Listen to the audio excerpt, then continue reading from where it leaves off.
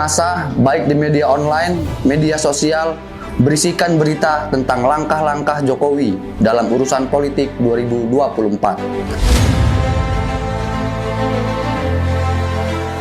Tentu sejatinya hal ini menunjukkan bahwa iklim demokrasi bangsa Indonesia tidak dalam keadaan baik-baik saja.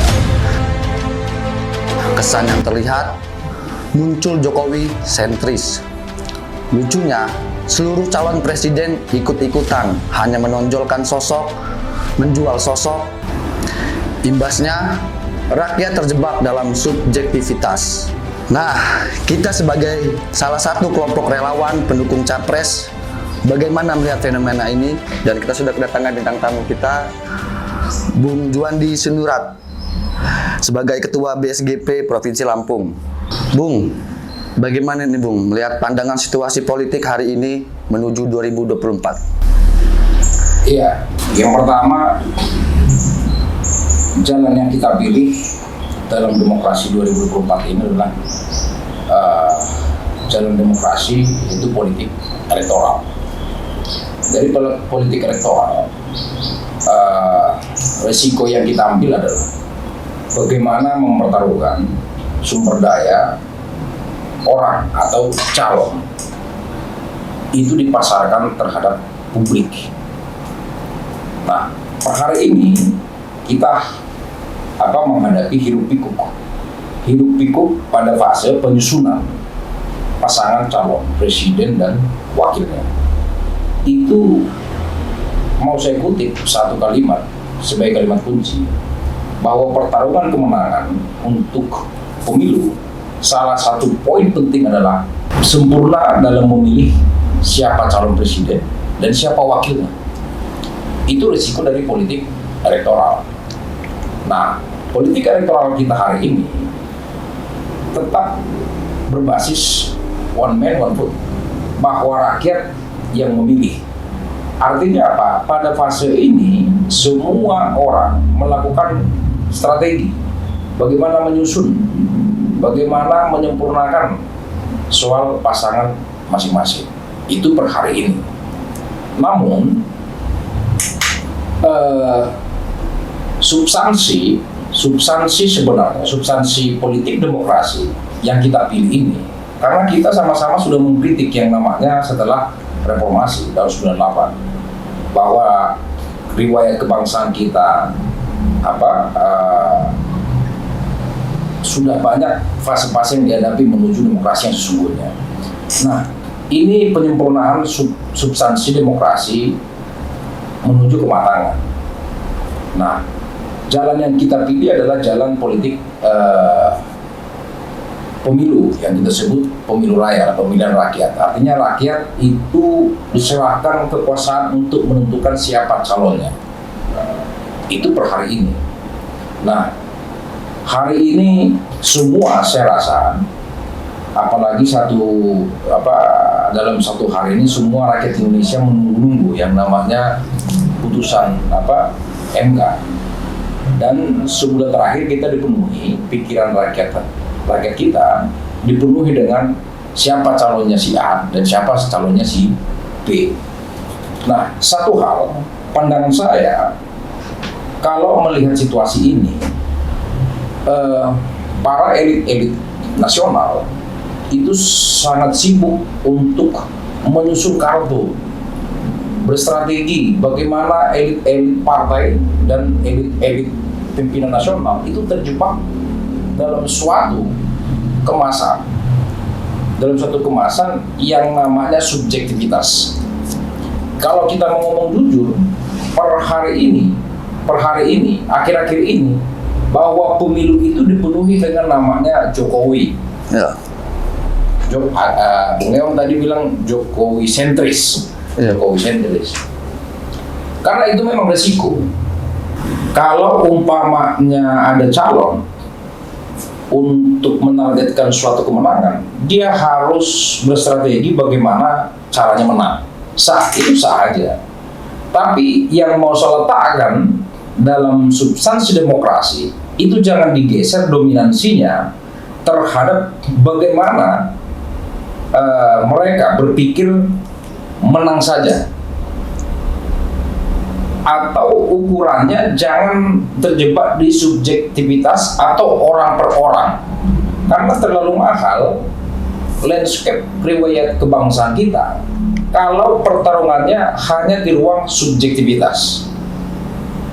Padahal beban dan landscape kenegaraan ini sangat besar. Negara kita negara besar. Nah, yang saya maksud adalah bagaimana hari-hari sebelum 14 Februari Pilpres, bagaimana dominansinya itu bukan hanya soal demokrasi yang dangkal. Demokrasi yang dangkal itu dalam artian terjebak soal mengakses kekuasaan, membranding diri, dan yang lain-lain. Itu politik yang dangkal. Nah, harapan saya sebagai ketua relawan pendukung Ganjar, harapan saya bagaimana semua calon ini, elit nasional, itu merubah potret sajian terhadap rakyat.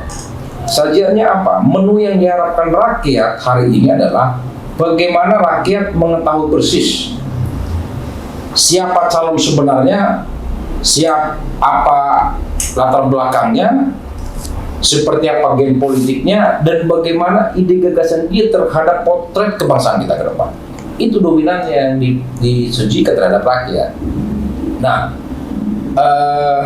dalam situasi ini sehingga masyarakat, karena bagaimanapun juga Bung Ewan, semua kita bukan hanya capres, bukan hanya cawapres, semua dari semua lapisan, mau dari capres, cawapres, mau rakyat biasa, kita punya sama-sama punya tanggung jawab moral terhadap bangsa negara. Tanggung jawab moralnya apa? Bagaimana menandaskan substansi demokrasi yang sesungguhnya untuk kematangan demokrasi negara kita dalam proses pemilu ini. Nah, sajiannya itu adalah bagaimana menerangkan, menerjemahkan visi misi, ide gagasan capres itu terhadap rakyat, sehingga bisikan-bisikan di pasar, bisikan-bisikan di tempat kerja, bisikan-bisikan di ruang publik itu bukan terjebak soal siapa, lalu siapa ini dekat dengan siapa. Tidak begitu, tapi pembicaraan ruang publik itu dipenuhi dengan bagaimana pandangan mereka memotret si A, ide gagasannya terhadap negara ini kalau mau jadi presiden itu apa, latar belakangnya seperti apa, sehingga masyarakat matang dalam memahami nilai-nilai demokrasi.